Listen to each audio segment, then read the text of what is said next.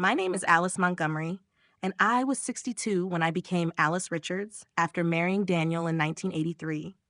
It feels strange to think that only a few short months ago, my life was full of the familiar routine of baking and running the small cozy bakery we had built together in Cedar Creek. Daniel and I had always been a team. He was the quiet one, steady and supportive, while I ran the bakery with passion. I loved every moment of it, even when the work was exhausting. I found joy in every loaf of bread, every cake, every batch of cookies I made. The smell of fresh bread filling the air in our little town was like home to me, something I never wanted to change. But now, with him gone, everything feels different. I still see the empty counter where he used to sit while I worked, his quiet presence always a reminder of how much we had built together. Our son, Ethan, had always been the ambitious one, moving to New York after college to work in tech. He was successful, always too busy with his career to really come home and stay for long. He would visit occasionally, but only for short stays, never really grounding himself in the life Daniel and I had built. Then there was Sarah, our daughter, who had always struggled to find her place. She'd opened boutique clothing stores in San Francisco, but they never lasted. Each time she came back home, asking Daniel for more financial help, I could see how much of her heart was tied to things rather than people. She wasn't like us, rooted in community, in family, in Cedar Creek. But she was our daughter, and we loved her regardless. I never imagined how the end would come. Pancreatic cancer. The doctor's words hit us like a freight train. There was nothing we could do. Daniel's illness came quickly, and it was brutal. The doctors gave us just enough time to make our plans, but not enough time to truly come to terms with the reality. At first, we kept it to ourselves, just the two of us, keeping it quiet while the kids lived their busy lives. Ethan was always wrapped up in his job, and Sarah, always coming up with new business ideas, had enough on her plate to worry about us. Daniel, ever the provider, told me on a quiet evening as he lay in our bed, the morphine taking the edge off the pain, let them live without this shadow for a little while longer. I knew what he meant. He didn't want them to feel burdened by his illness. He wanted them to keep living their lives, not knowing the pain he was in. But it was hard, and I could feel the weight of it all. There was so much left unsaid, so many things I wished I could still do. I kept baking, kept doing what I knew best, even though it felt like the world was slowly crumbling around me. When the day came and Daniel passed, it felt like the air had been sucked out of the room. Time seemed to stop. I stood between Ethan and Sarah at the cemetery, both of them so different in how they were handling it. Ethan, always the stoic one, had his arm around me, but it felt like he wasn't really there. Sarah, on the other hand, couldn't stop crying. She clung to the handkerchief she had brought with her, tears spilling down her face. As they lowered Daniel's body into the ground, I thought about all the things he had done in his life, how he had worked tirelessly to help build the business, how he had cared for our family. But there was one thing I couldn't escape. He wasn't just a man of hard work. He was a man of the land. Cedar Creek, the orchard, the bakery, it was all part of him. And when I looked at my children standing next to me, I wondered if they would ever understand that. After the funeral, I thought I would have time to reflect, to mourn in peace, to be with my children, and talk about their father. But instead, when we gathered around the kitchen table later that evening, the conversation quickly shifted from memories of Daniel to business. Ethan, with his polished corporate voice, began asking about the bakery and the bills. He wanted to know if we had thought about scaling down the business, maybe downsizing the house. His words felt like a punch to the gut. He kept talking about retirement and rest for me. He wasn't being cruel. He was trying to sound concerned, but there was something in the way he said it that rubbed me the wrong way. We had built this life together, Daniel and I. And now, suddenly, it was about downsizing. I didn't even know what that word meant when it came to the bakery. It was more than just a business to me. It was the result of years of hard work, years of sacrifice. But Ethan seemed to see it differently. 3 days later, Sarah arrived, suitcase in hand, the faint scent of expensive perfume trailing behind her. She dropped her things in the guest room and joined us at the table. "I've been thinking," she said, her voice casual but with an edge that made me wary. Maybe it's time we consider selling the house. The business, too. It's just practical, Mom. We're all adults now. The words echoed in my head. Practical? Sell the business? Sell the house? I couldn't believe what I was hearing. How could they think this? How could they possibly see everything Daniel and I had worked for as something to sell off, just like that? I tried to keep my composure, but the pain in my chest was growing. I excused myself and went upstairs to find some peace. When I returned, Ethan had opened his laptop and was already running numbers, calculating how much money could be made. "We need to modernize," he said, his voice steady. "The bakery can't survive as it is. You're not getting any younger, Mom." It felt like a betrayal. They didn't understand the first thing about the bakery, about what it meant to me, to Daniel. They didn't get the heart and soul that had gone into every loaf of bread, every batch of cookies, every piece of pie that came out of that oven. This wasn't just a business. It was our life, and they wanted to throw it away. The shock of it all left me numb. And then Ethan slid the piece of paper across the table. It was a will. A new will, one I had never seen before, one that said Ethan and Sarah were to inherit the business and the house. I felt my heart stop. This was the moment I realized what my children had become. The will they showed me was everything I feared. I could feel the weight of it in my hands as I looked at the paper, the words printed with a neatness that was far too perfect. It wasn't Daniel's handwriting. I knew that much. Daniel had always written in a kind, sprawling script, his hand unsteady with age, but still warm with a lifetime of care. But this was different. The signature was flawless, too steady for someone whose hands had been trembling in the last weeks of his life. It was as if they had forged his last words. I felt the bile rise in my throat, and I forced myself to steady my breath. I looked up at Ethan, whose face had already shifted from concern to something colder, more businesslike. "Daniel wanted us to take over," he said with the kind of detachment that made my heart sink. "He knew the bakery needs investment. We need to modernize, Mom. You've done a wonderful job, but it's too much for you now. It's time to let go." The words echoed in my head, but they didn't make sense. I couldn't breathe. Daniel would never have said that. He wouldn't have left me in charge of everything just to have it sold off to the highest bidder. The thought of giving up everything we'd worked for, everything he'd believed in, was too much. My hands shook, and I placed the will back down on the table, pushing it away as if it were a foreign object, something that had no place in our lives. This wasn't Daniel. This wasn't what we had built. This was their plan, a plan they'd been quietly plotting as soon as they saw Daniel's illness for what it was, an opportunity. "Mom, we really need to think about this." Ethan's voice had softened, but it wasn't kind. It was dismissive, like he was speaking to a child. "The house, the business, everything. It's just too much for you. You're not getting any younger. This is the best move for all of us." I couldn't take it anymore.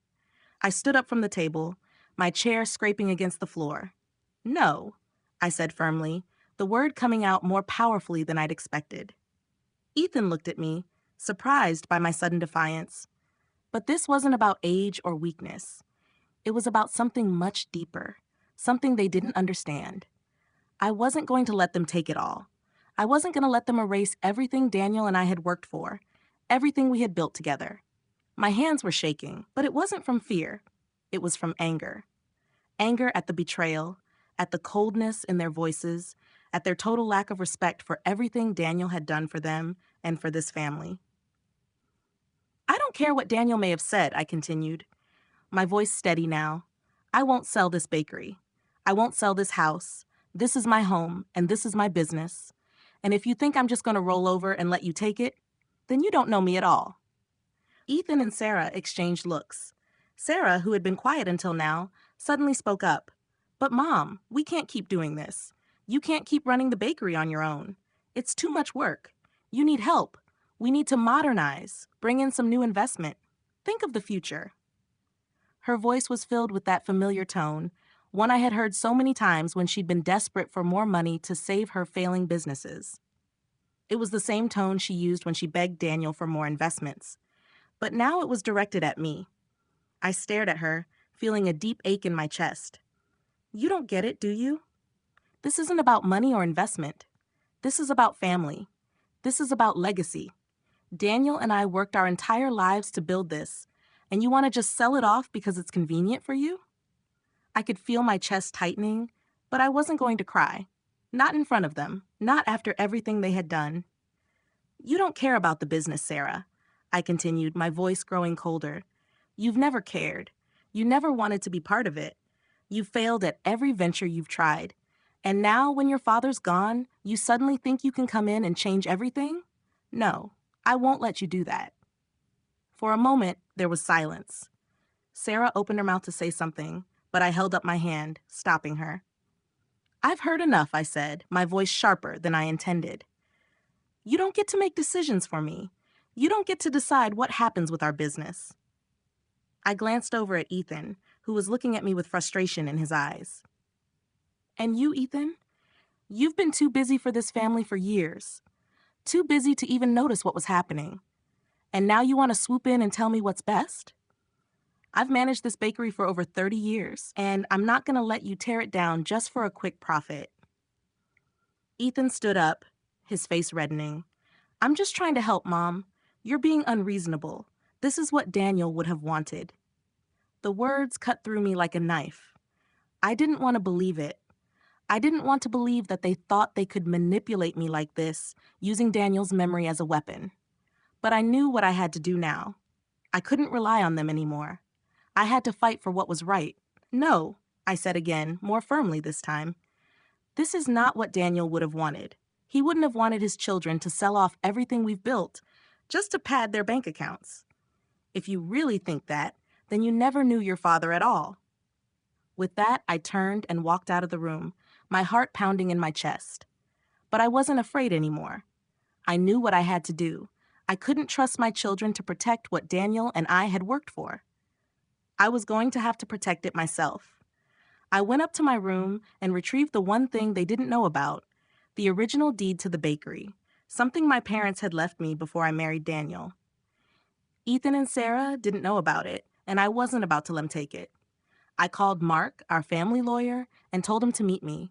We were going to fight this, and I wasn't going to lose, not when so much was at stake. I spent the next few days in a haze of activity. It felt like everything was moving too quickly, but at the same time, I was overwhelmed with the stillness that had settled over me since Daniel's death. The bakery that had once been filled with the smells of freshly baked bread now felt cold, and every room in the house echoed with silence. But I couldn't afford to be paralyzed by grief anymore. I couldn't just sit back and watch my children take away everything Daniel and I had worked so hard for. This wasn't just about business, it was about our lives, the legacy we had built together, and the future I still believed in. And no matter how hard it was, I had to fight for it. I called Mark, our family lawyer, and arranged to meet him at his office the next day. He was the one who had handled everything for us: Daniel's will, the incorporation of the bakery, our legal matters for the past 30 years. Mark knew us, knew how hard we worked to build everything from scratch. If anyone could help me navigate this mess, it was him. When I arrived at his office the next morning, I had the deed to the bakery in my hand, the original one, the one that no one but Daniel and I knew about. It was a small piece of security, a piece of the past that I had kept hidden just in case. I knew it was my only chance now to protect what mattered. Mark greeted me with a sympathetic look, but his professionalism quickly kicked in. Alice, he said, guiding me to a chair. What's going on? Ethan called me earlier and said you wanted to make some changes to the estate. There was a cautious tone to his voice, as if he already knew what I was going to say. I need your help, I said, laying the deed across his desk. Mark looked down at it, his eyebrows furrowing slightly. Ethan and Sarah, I paused, my throat tightening. They've tried to manipulate me. They've forged a will, one that Daniel never signed, and they want to sell the bakery, the house, everything. I felt my hands trembling slightly, but I forced myself to look Mark in the eye. I can't let them do this, Mark. I can't let them tear it all down. I need to stop it. Mark looked at me for a long moment, then leaned back in his chair. I understand, he said quietly, and I agree with you. They don't have the right to take what you've worked for, Alice. But this isn't going to be easy. You're up against your own children, and if they're as determined as they sound, it's going to take more than just a legal battle. I nodded, my heart sinking at the thought of what was to come. I had always tried to do right by them. I had been there for them, always. But now, after everything that had happened, I was alone. I wasn't sure if I could trust them anymore, and I couldn't just sit back and let them ruin everything. I'm not asking for much, I said, my voice a little shaky but steady. I just want to protect the bakery and the house. This is my home, Mark. This is where I've spent my life. I won't let them sell it for a quick profit. Mark nodded slowly, his expression thoughtful. All right. We'll start with freezing the business accounts and putting the property under legal protection. I'll have the fraud investigation started, and I'll draft a letter to the developer letting them know that the land is not for sale. I nodded, relief flooding through me at his words. It wasn't over yet, but it was a start.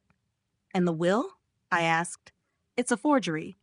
Ethan showed it to me, and it wasn't Daniel's handwriting. I'm sure of it. Leave that to me, Mark said, reaching for his phone. I'll start looking into it. We'll need to prove that it's fraudulent, and I'll get in touch with the estate administrator to make sure nothing goes forward until this is settled. I felt a glimmer of hope, but it was fragile. I had spent my entire life building this bakery with Daniel, pouring everything we had into it. And now, my own children wanted to tear it apart. They didn't care about the work that had gone into it or the community we had built. It was all about the money for them. Over the next few days, things moved quickly. I had a few tense phone calls with Sarah and Ethan, where they kept pushing me to sign papers, to let them take control of the bakery. They told me it was for my own good, that it was time for me to rest, time for me to let them handle things. But every time I heard those words, I knew they weren't thinking about me. They were thinking about what they could gain. They had no idea how much this place meant to me. They had no idea what it took to make it all work. And they didn't care.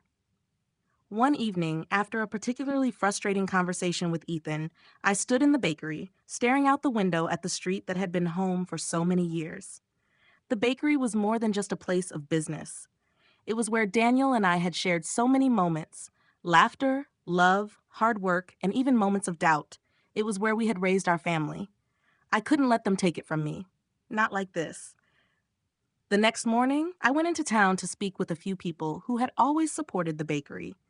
People from the community who still came in for coffee or bread every morning. They didn't know the full extent of what was happening, but I needed them on my side. I needed to know that I wasn't alone in this fight. When I explained what Ethan and Sarah were trying to do, they were all shocked. Many of them had known Daniel for years. They knew what this bakery meant, not just to us, but to Cedar Creek. They promised to stand by me, to help me fight back. As the days passed, the pieces began to fall into place. Mark had begun the process of freezing the bakery accounts and ensuring that nothing could be sold off without our consent. The fraudulent will was under investigation, and I had the support of the community behind me. But even with all of that, I knew I had only one option: to face Ethan and Sarah directly, to tell them that I wouldn't back down. I would not let them destroy everything Daniel and I had worked for. They were going to have to fight me for it. And I would fight them with everything I had. Because this wasn't just about a bakery. It was about family, about honor, and about standing up for what was right. And I would not let my children tear it all down. The days seemed to stretch endlessly, each one filled with tension as I prepared myself for the inevitable confrontation. I knew Ethan and Sarah wouldn't back down easily, not when they had their sights set on something they believed they were entitled to. But the more I thought about it, the more resolute I became. This wasn't just about a house or a bakery. It was about everything Daniel and I had built over the years. It was about integrity, about hard work, about family, values that seemed to mean little to my children anymore. I had to admit, it wasn't easy.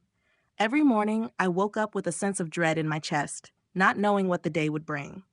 My hands still trembled as I moved around the bakery, prepping the dough, baking the bread, and filling the shelves with cookies and pastries. The scent of fresh bread filled the air, just like it always had. But somehow, it didn't feel the same. It was as though the warmth of the oven couldn't chase away the chill in my heart.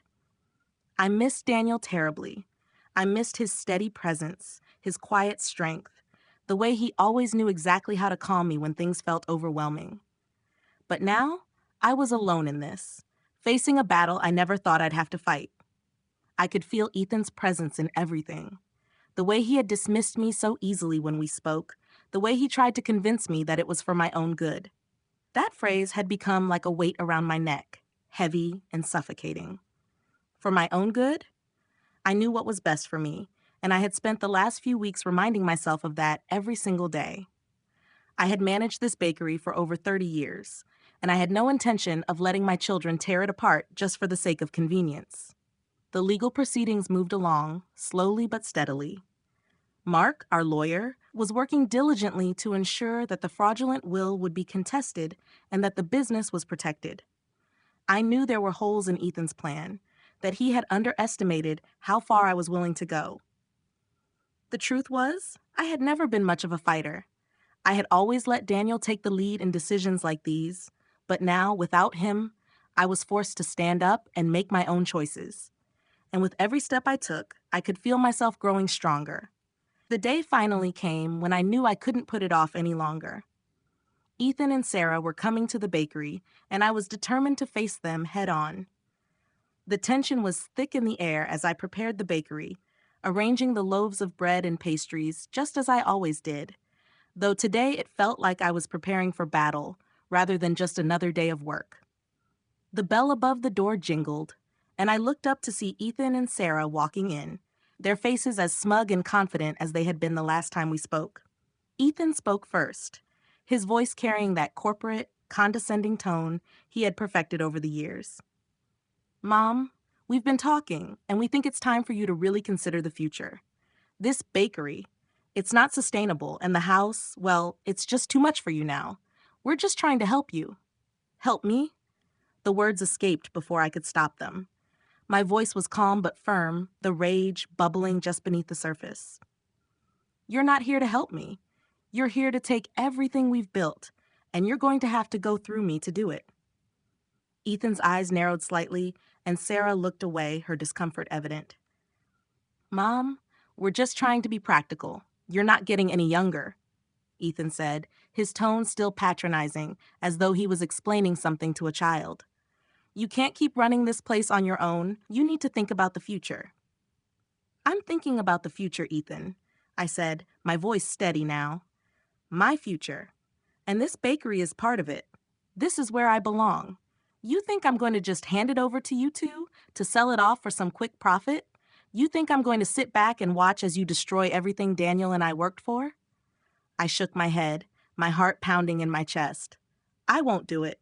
You don't have the right to make those decisions for me." Sarah opened her mouth to argue, but I held up a hand, stopping her. "No, this is my decision. I've spent my entire life building this, and I'm not going to let you destroy it because you think it's more profitable to sell. You didn't care about this bakery before. You didn't care about it when you left to chase your own dreams, when you asked your father for money every time you started another failed business. And now, suddenly, you're an expert in running it? It's too late for that." The silence that followed was heavy, oppressive. Ethan looked at me, his eyes flashing with frustration, but I could see something else in his gaze now, something darker, something he hadn't shown before. "You don't understand, Mom. You never have. This is business. This is what we need to do. You're not thinking about the bigger picture." "I'm thinking about my picture, Ethan," I said, my voice cold. "I'm thinking about what's best for me, not what's best for you. You're the one who left this town, the one who has no real stake in what we built here. You come back, throw around some words about selling, about moving forward, but you have no idea what this means, what we built." I looked over at Sarah, who was fidgeting, unable to meet my gaze. "You too, Sarah. You can't come back here and expect me to just hand it over because you've decided it's time to move on. This is my home." I paused for a moment, the weight of what I was about to say hanging heavy in the air. "You know what? I don't need your help. I don't need your money, your advice, or your plans. I'll fight for this bakery with everything I have, and I'm not backing down. Ethan's face was flushed with anger now, but he didn't say anything. Sarah, on the other hand, looked like she was about to burst into tears, her emotions clearly getting the better of her. She stepped forward, but I didn't wait for her to speak. I'd heard it all before. The same excuses, the same manipulations. "I'm done," I said, my voice firm and final. "If you want to fight me for this, go ahead, but I won't make it easy for you." With that, I turned and walked away, feeling the weight of the decision settle on my shoulders. This wasn't just about protecting a business. It was about protecting myself, my future, and the legacy that Daniel and I had created together. I didn't know what would happen next, but I knew one thing. I was no longer just a baker. I was a woman standing up for everything she had ever believed in, and I wasn't going to let anyone take it from me. The days after our confrontation passed by in a blur, each one filled with a mix of determination and dread. I could feel the weight of everything pressing down on me: my children's betrayal, the uncertain future of the bakery, and the fight I had to continue alone. Ethan and Sarah didn't contact me after that day, and I found myself alone with my thoughts more often than not. I would wake up early, as I always did, and walk down to the bakery before the sun fully rose, my hands still trembling slightly as I set about my work. The rhythm of the oven, the feel of dough under my hands, the smell of fresh bread rising in the early morning air, they were my comfort. They were the only things that still felt like home. But even in the familiar routine, I knew it was different. The bakery, my life's work, was now under threat. Every loaf of bread I kneaded, every pie I baked, felt like a small act of rebellion against what Ethan and Sarah were trying to take from me. I wasn't just baking anymore. I was fighting. And as the days wore on, that fight began to consume me. I had arranged for a few more meetings with Mark, our lawyer. Every time we spoke, it became clearer that this was going to be a long and difficult process. Mark had filed the necessary paperwork to contest the fraudulent will, but proving it was a forgery wasn't going to be easy. There were legal hoops to jump through, red tape to cut through, and, worst of all, time. I knew that if I didn't act quickly, my children would get everything they wanted, everything Daniel and I had worked so hard for. The thought of them walking away with our legacy was unbearable. The legal battle wasn't the only thing consuming me. The weight of running the bakery alone, of maintaining the business without Daniel by my side, was more than I had bargained for. I had always depended on him for certain things: the financials, the decisions that required a calm head when emotions ran high. Now, those responsibilities were mine. I felt like I was walking a tightrope, balancing the legacy of the bakery with the legal fight for its survival. But every time I passed the counter where Daniel had always sat, his steady presence in the background, I reminded myself why I was doing this. This was his legacy too, and I wouldn't let it fall apart.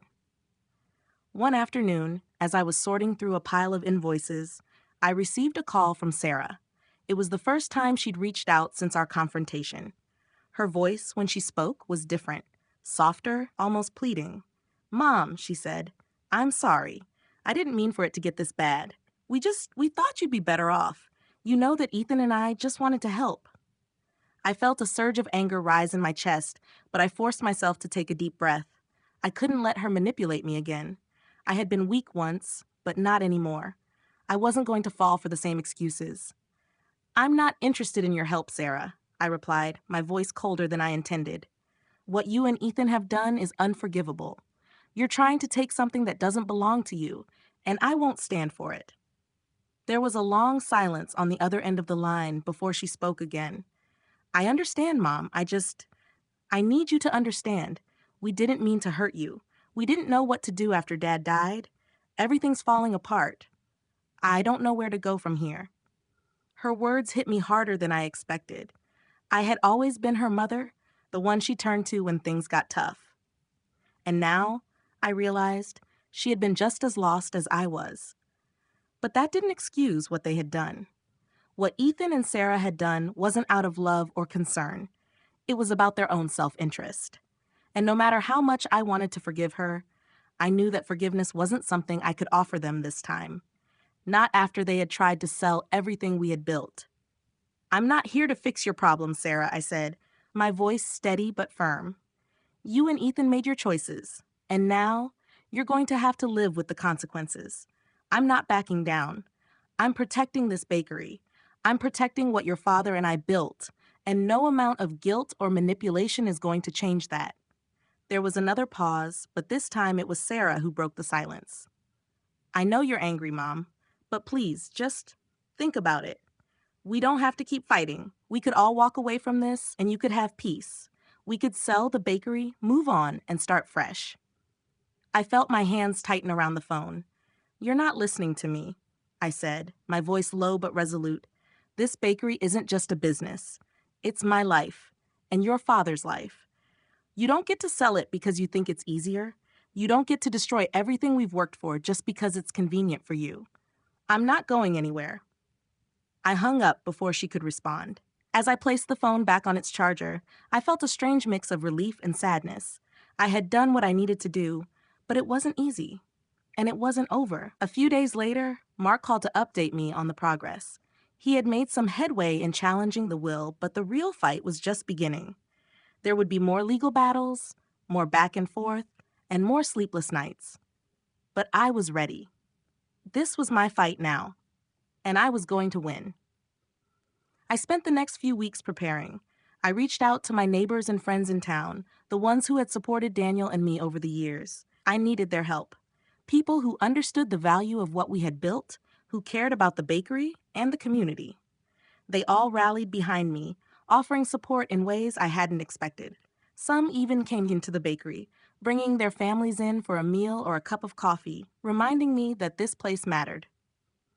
When the day came for the court hearing, I was ready. I stood in the courtroom, my heart pounding, but my resolve as strong as it had ever been. I had lost so much already, Daniel, the life we had shared, but I wasn't about to lose the bakery. I wasn't going to let my children destroy it, no matter how hard they tried. This was my legacy, and I would protect it with everything I had left. As the hearing began, I took a deep breath, steeling myself for what was to come. This wasn't just about protecting a bakery. It was about protecting everything Daniel and I had built together. It was about honoring our love, our hard work, and our commitment to this community. And I was prepared to fight for it, no matter what it took. The morning of the hearing, I woke early, long before the sun had a chance to rise, and stood in the quiet bakery, my hands folded over my chest as I stared at the rows of pastries, the baskets of freshly baked bread, and the long counters where customers once lined up for their morning coffee. The warmth from the ovens, the hum of the cooling racks. Everything was the same, and yet everything felt different. There was a heaviness in the air, like a storm was coming, and all I could do was brace myself for the impact. It wasn't just a bakery to me. It was my heart, my soul, the embodiment of everything Daniel and I had created together. And today I would be fighting to keep it. I had spent the last few weeks preparing for this moment. The paperwork, the legal meetings, the calls to our neighbors and friends who had shown up at the bakery to offer their support. It wasn't just the legal aspects that weighed on me. It was the emotional toll. Ethan and Sarah had grown more distant with each passing day. They hadn't reached out again after our last conversation, but I knew they were still trying to push their plan forward. I could feel it in the way they refused to acknowledge my wishes, the way they believed they were entitled to everything Daniel and I had worked for.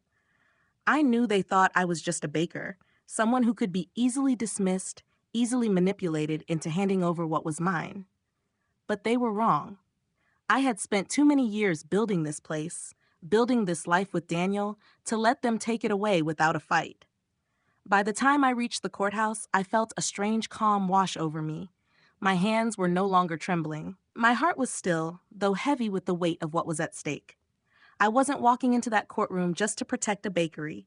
I was walking in to protect my dignity, my memories, and the legacy of my husband. I knew that Ethan and Sarah had no idea what this meant to me, but I was determined to make them understand. Mark, our lawyer, was waiting for me when I arrived. He greeted me with a reassuring smile, though I could see the worry in his eyes. He had been working tirelessly behind the scenes to gather evidence of the forged will and make sure we were prepared for this day. But I could tell this wasn't going to be easy. "Are you ready, Alice?" he asked, his voice steady but soft. As ready as I'll ever be, I replied, offering him a small smile in return. But inside, I felt like I was about to face a battle I wasn't sure I could win. Not because I didn't have the strength, but because I was about to go up against my own children, people I had loved and raised, people who were supposed to be by my side, not tearing everything apart. As we entered the courtroom, the tension in the air was palpable. I could feel the eyes of the other people in the room on me, but I kept my focus ahead. The judge's seat, the table where the opposing lawyer sat, the chairs where Ethan and Sarah were waiting, they all seemed so distant, so alien. I didn't belong here. I wasn't supposed to be fighting against my children in a place like this, but here I was. When the proceedings began, the opposing lawyer, a slick man with a polished suit and a condescending smile, stood up and began outlining their case.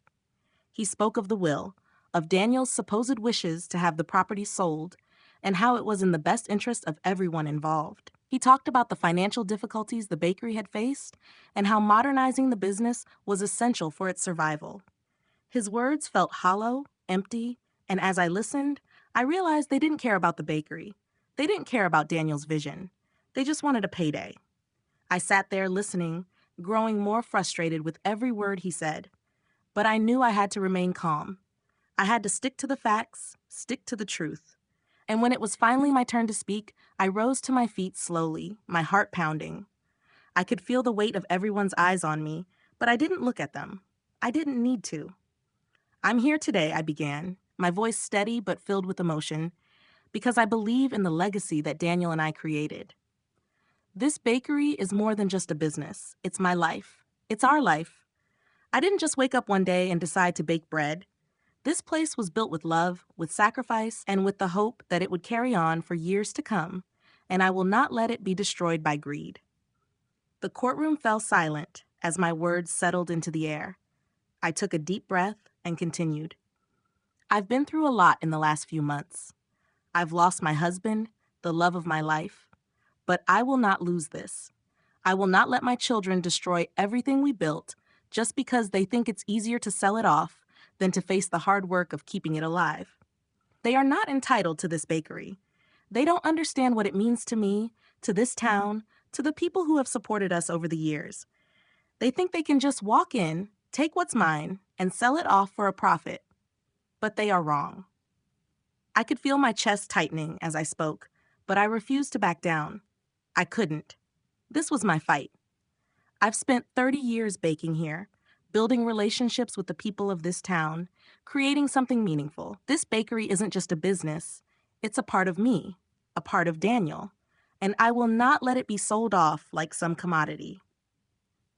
I paused, looking directly at Ethan and Sarah for the first time during the hearing. I don't know what you thought you were doing, but this isn't how you repay the people who raised you. This isn't how you show respect to the family who gave everything for you. I'm not asking for your forgiveness. I'm asking for you to understand that I will not let this happen. Not without a fight. There was a long pause, the tension in the room so thick I could almost feel it pressing in on me. But finally, I sat back down, my heart still racing, my hands steady. I knew I had said what I needed to say. Now, it was out of my hands. I had done my part. Mark stood up after me, his voice calm and confident as he laid out the evidence of the forged will, the inconsistencies in the signature, and the lack of any real documentation supporting Ethan and Sarah's claim. But in that moment, I wasn't focused on the technicalities of the case. I was focused on something else, the truth. The truth that Daniel and I had built something meaningful, something that couldn't just be erased by a piece of paper, no matter how carefully it was crafted. The proceedings continued, but my mind was elsewhere. I had said my piece. And no matter what happened next, I knew one thing for certain. I wasn't backing down. Not now. Not ever. The courtroom was unnervingly quiet, the kind of silence that presses down on you, suffocating any last vestiges of peace. I hadn't expected this process to be easy. I'd known that going up against my children in front of strangers, fighting for the bakery that had been the heart of my life and my marriage, would be one of the hardest things I would ever have to do. But nothing had prepared me for the weight of seeing my own flesh and blood, my Ethan and Sarah, sitting across from me, their faces drawn with tension, their cold eyes betraying the distance between us. It wasn't just about the bakery anymore. It was about something deeper, something much more painful. The realization that they no longer saw me as their mother. They saw me as an obstacle to their plans. I had been through a lifetime of hardships. Daniel and I had weathered storms together, and yet I had never felt as alone as I did in that moment. The tension between us, the thinly veiled animosity they were trying to disguise as concern for my well-being, it was all too much to bear. But I couldn't let it show. I couldn't let them see how deeply this was cutting me. As the hours passed, Mark, our lawyer, did his best to pick apart the fraudulent will. He pointed out the obvious flaws. Daniel's signature, too neat and too steady for someone who had been weakened by months of pain. The absence of any supporting documents, the lack of witnesses. It should have been a simple case, a slam dunk. But I could see the way the opposing lawyer, the one representing Ethan and Sarah's interests, was weaving his arguments, spinning them to make it look like they were acting in good faith, that they were simply trying to look out for my future and mine alone.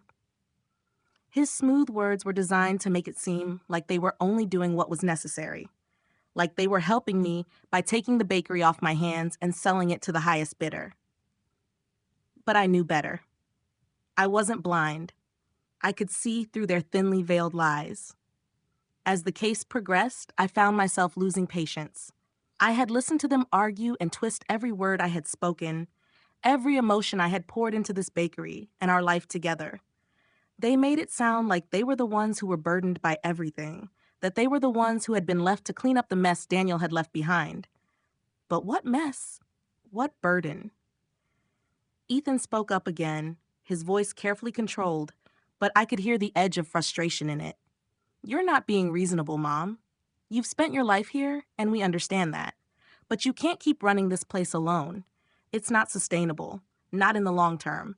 We've tried to get you to see that, but you're too caught up in sentimentality to make the right choice. His words stung more than I cared to admit. Sentimentality. That's what he thought this was? What Daniel and I had built together, the life we had created, the bakery we had nurtured with our own hands, that was sentimentality to him? I felt my blood begin to boil. He was talking about the legacy we had created as if it were just an old relic of the past, something that could be sold and replaced with something newer, more profitable. He didn't understand. He never had. I've heard enough, Ethan, I said, my voice cutting through his words, steady but firm. The courtroom fell silent as I stood up, the eyes of everyone in the room turning toward me. I had to do this. For Daniel. For me. I've listened to you, and I've listened to Sarah, and I've had enough of your excuses. I could feel my hands trembling, but I clenched them into fists at my sides. This was it. The final moment where I would either reclaim my life or let them take it from me. You think you're doing what's best for me. You think you know what's right, but you're wrong, I continued, looking directly at Ethan and Sarah, my voice growing louder with each word. You're not doing this for me. You're doing it for yourselves. This bakery, this house, it's not just a piece of property to be sold off. It's my life. It's the place where I've poured my heart and soul for over 30 years. Daniel and I built this together. We didn't just bake bread and sell pastries. We built a community. We built something real. And for you to just come in and try to rip it all apart because you think it's not practical, that's a betrayal. I felt my throat tighten as I spoke, but I refused to stop. I couldn't. Not now. You both have made your choices. You've abandoned this bakery, abandoned your family, and now you think you can just walk in and take everything from me. I've worked too hard for that, and I'm not going to let you destroy it just because it's easier for you. I won't back down, and I'm not afraid of losing the fight. I turned to face the judge, feeling the weight of the room's gaze on me, but I stood tall. This bakery is a part of me. It's a part of our legacy. I'm not just fighting for this business. I'm fighting for what's right, and I won't let them take it from me. There was a long pause as the judge looked between me and my children, his gaze steady but uncertain. I could feel the tension in the room thickening as my words sank in. For a moment, no one spoke, and I allowed myself to breathe. I wasn't sure what the outcome would be, but I had said everything I needed to say.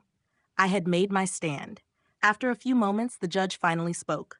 We'll reconvene tomorrow to discuss the evidence and reach a decision, he said, his voice neutral but firm. This is a serious matter, and I take both sides into account. The words hung in the air, but it was over for now. The decision wasn't final, but I had done what I needed to do. I had stood my ground. And whatever happened next, I knew I wasn't going down without a fight. The bakery, my legacy, my family, it was all worth fighting for. And I would make sure Ethan and Sarah understood that. As I walked out of the courtroom, I felt a strange sense of calm. The fight wasn't over, but I had taken the first step. And no matter what happened next, I knew that I had not let them win. The next few days felt like a strange blur, a mixture of exhaustion and a sense of cautious relief. I had spoken my truth in the courtroom, and for the first time in a long while, I felt like I had truly stood up for myself. It wasn't just about the bakery anymore. It wasn't just about the house or the legal battle. It was about something deeper, something more personal. It was about reclaiming my power, about taking control of my life again. After the hearing, I walked out of that courtroom feeling like a weight had been lifted, but also knowing that the fight wasn't over. I had a long way to go, but I was prepared. I had to be. The days that followed were filled with the kind of busy work that kept my mind from wandering too far. The bakery had been steady, as always. The familiar rhythms of mixing dough, baking bread, and serving the few customers who still came by were comforting. They offered me a semblance of normalcy in the chaos of everything else.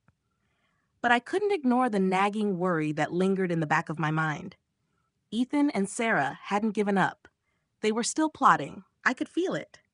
I could see it in the way they avoided contact with me, the way they worked behind the scenes with their lawyers, trying to push their plan forward. But I wasn't going to let them win. Not after everything Daniel and I had built. Mark called the following morning to give me an update on the case. His voice was calm, but I could hear the undertone of concern. Alice, there's something you need to know. We've been digging into the will, and it's worse than we thought.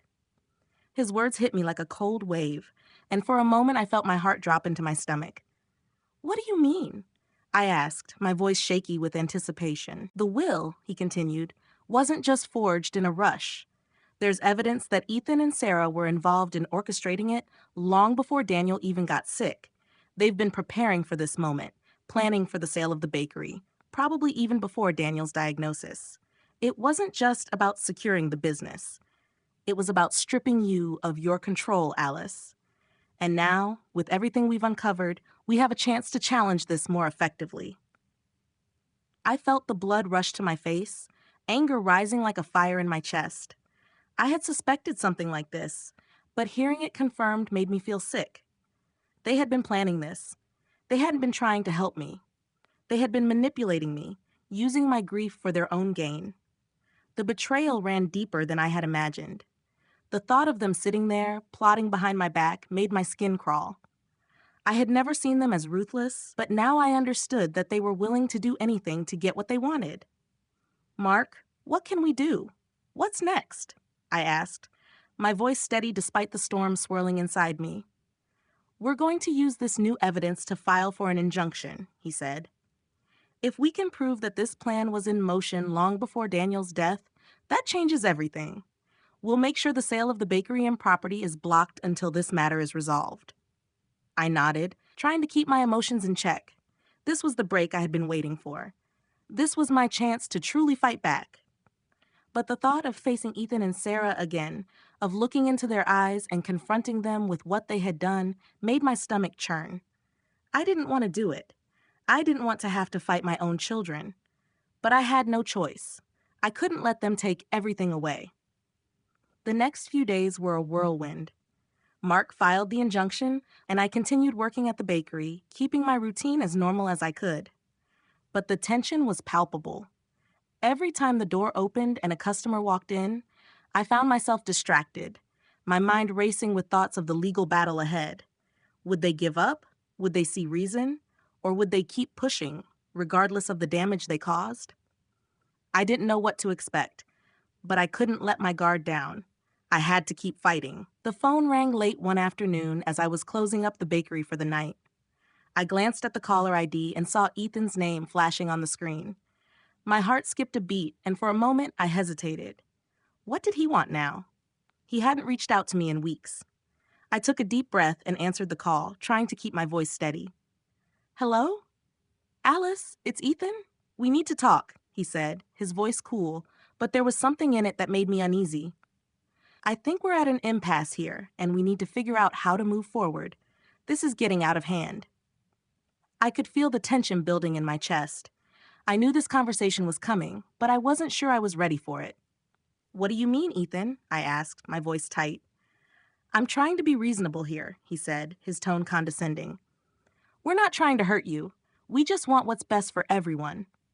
The bakery, it's just not sustainable, Alice. You need to understand that.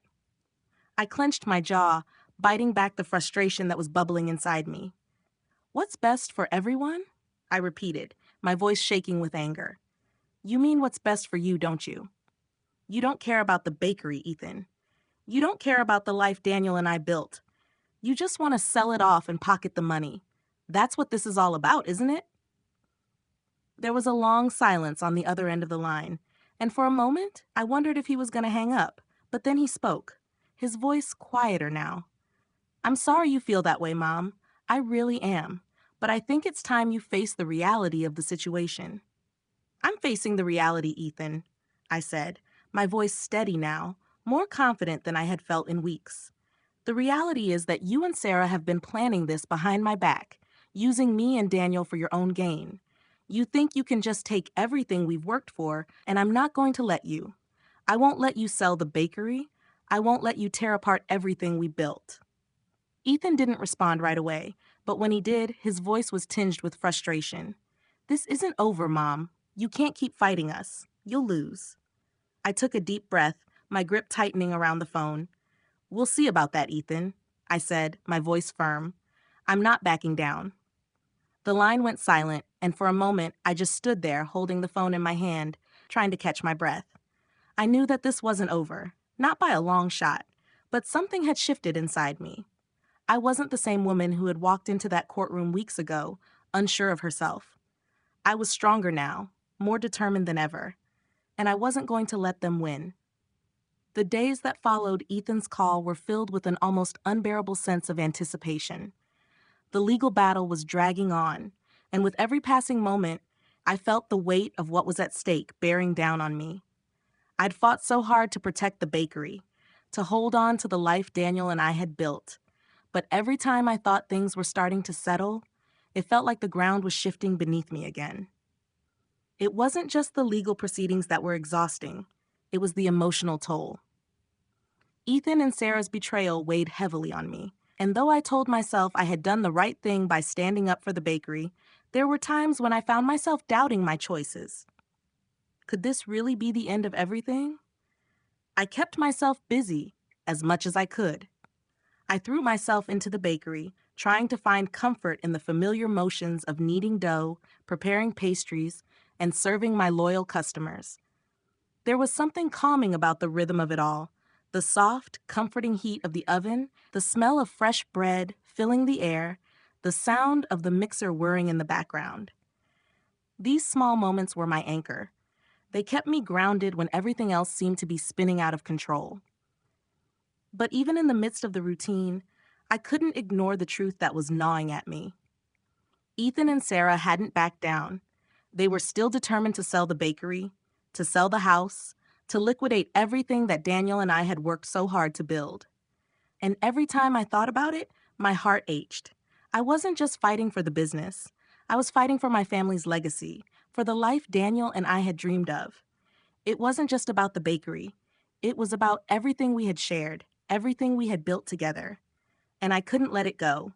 Not without a fight. Late one evening, as I was locking up the bakery, I got another call, this time from Mark, our lawyer.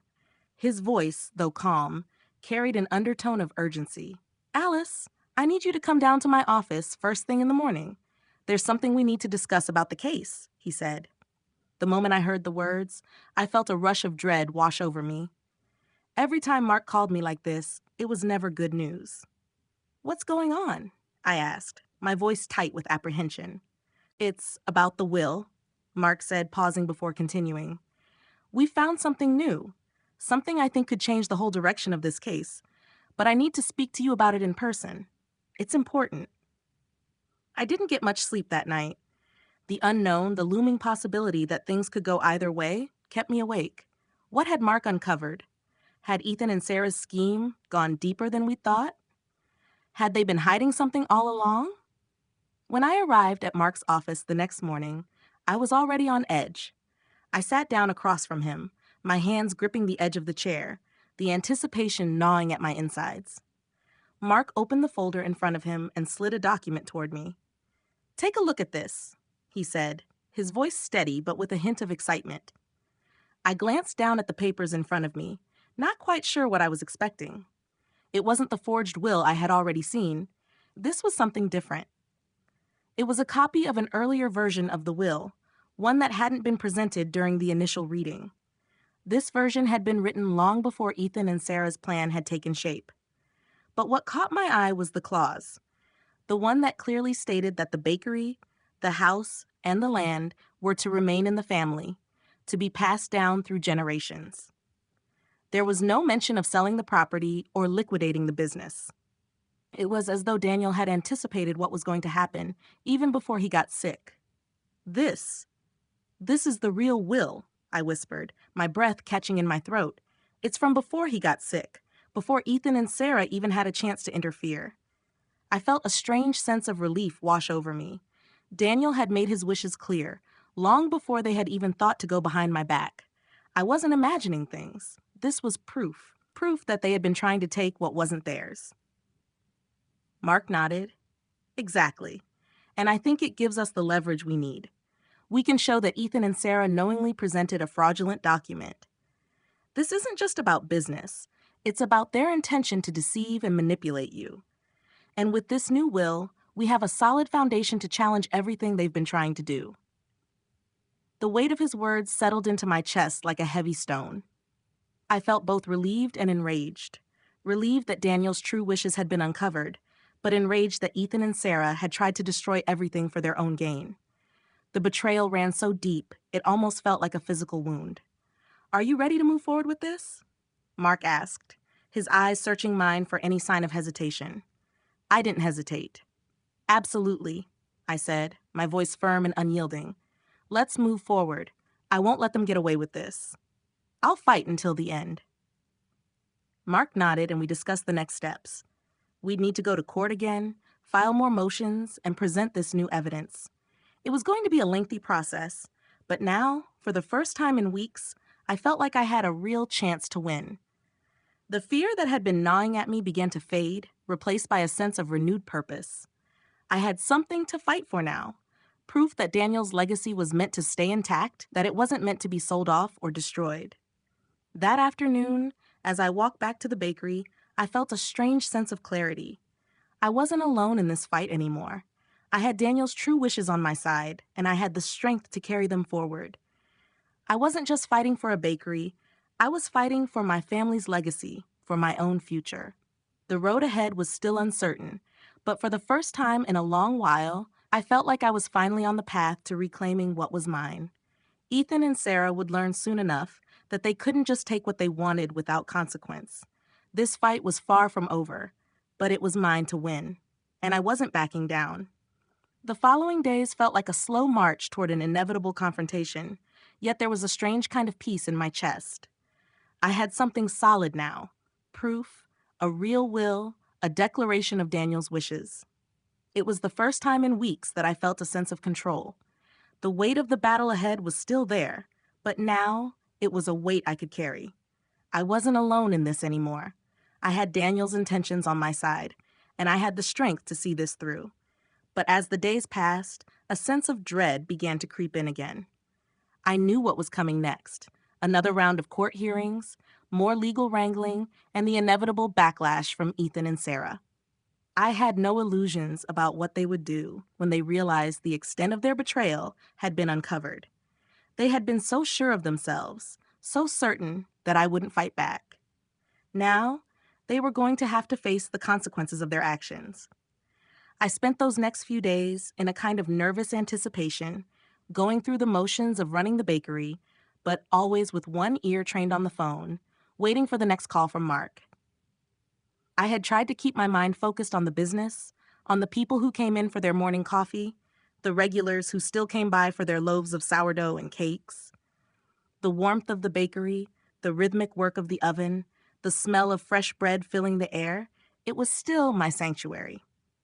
But even as I moved through the motions, I felt like I was living in a suspended state, waiting for the next move. And then, one evening, just as I was finishing up the last batch of cookies for the day, the phone rang. It was Mark.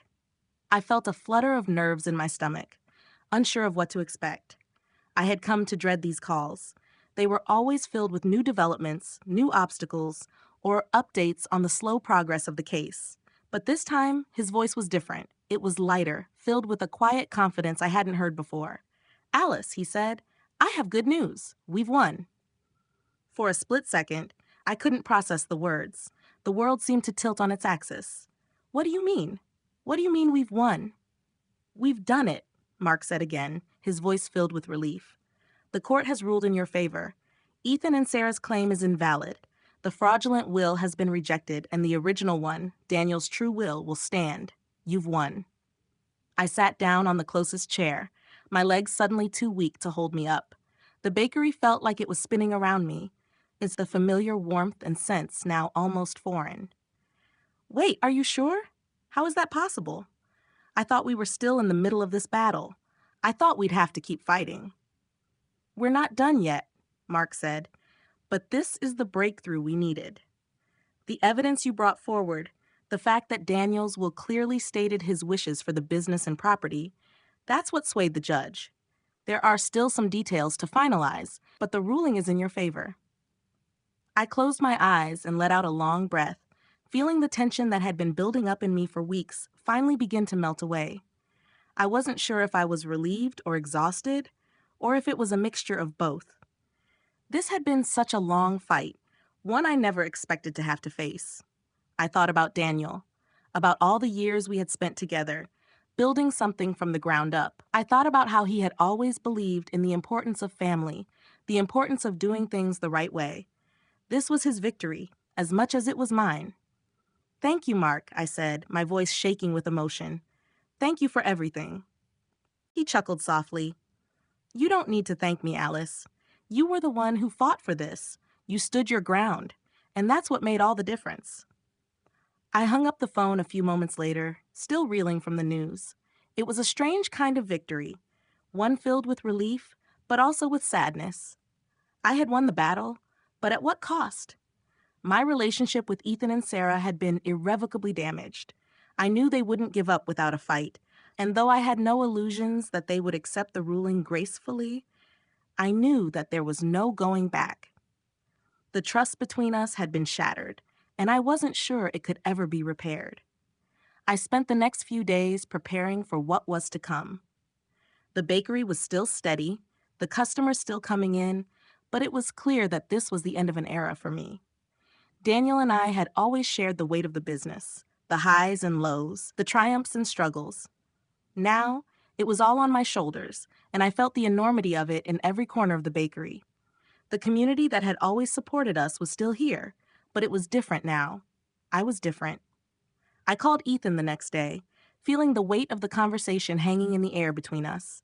When he answered, his voice was cold, distant, like it had been the last time we spoke. But this time, I wasn't going to back down. "Ethan," I said, my voice firm, "I know you don't like the outcome of this, but the court has made its decision. The bakery, the house, everything is staying with me. Daniel's will is final. You can't change that." I could hear the tension in his silence before he spoke. "You don't get it, do you, Mom? We were just trying to help. You're not going to make it on your own. You'll be stuck here, running this place until you can't anymore. I'm trying to do what's best for you, but you're too stubborn to see it." "You don't know what's best for me, Ethan," I said, my voice steady. "You never have. This is my home, and I'm not going to let you sell it off because it's easier for you. This was never about what's best for me. This was about you getting your hands on something you thought you could profit from. Well, that's over now. I'm not giving up." There was a long silence on the other end of the line. And then, finally, I heard his voice, quiet and resigned. "I guess you won, Mom," he said, his tone deflated. "But don't think this is over. We'll figure something out. It's not over yet." I didn't respond right away. Instead, I let the silence linger. "I'll be here," I said finally. "But not for you, not for your plans. I'm done with all of that. I'll keep running the bakery, I'll keep the house, and I'll honor Daniel's memory. But I won't do it for you. I'll do it for me." And with that, I hung up the phone. It was over. The court had ruled in my favor. Ethan and Sarah were no longer a part of my life, at least not in the way they had been. The bakery was still mine. Daniel's legacy would survive, but the road ahead, I knew, would still be filled with challenges. But for now, I could finally breathe. In life, it's important to recognize the value of standing up for yourself and your beliefs, even when it feels like the world is against you. Betrayal can come from unexpected places, whether from family, friends, or people you trust, but it's essential to stay true to your core values.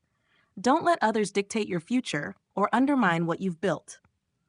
In moments of adversity, be like the protagonist who, after facing a challenge, chose not to succumb to the pressures or manipulations of others, but to fight for what was rightfully hers.